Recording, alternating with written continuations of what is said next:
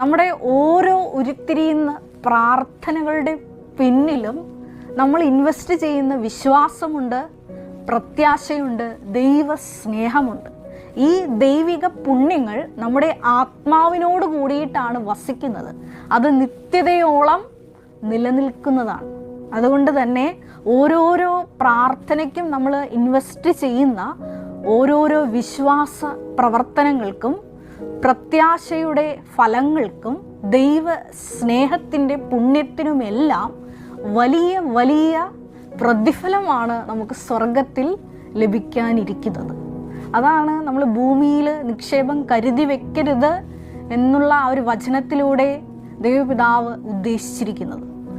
നമ്മുടെ വിഷയങ്ങൾ, നമ്മുടെ ഭൗതികമായ വിഷയങ്ങൾ, ആനുകൂല്യങ്ങൾ പ്രാർത്ഥനയിലൂടെ നമുക്ക് നൽകപ്പെടാതിരിക്കുമ്പോൾ ദൈവം ഉദ്ദേശിക്കുന്നത് അത് കൃപയായി സ്വർഗത്തിൽ നിക്ഷേപമായി നിങ്ങൾക്ക് തരാൻ ആഗ്രഹിക്കുന്നു എന്നുള്ളതാണ്.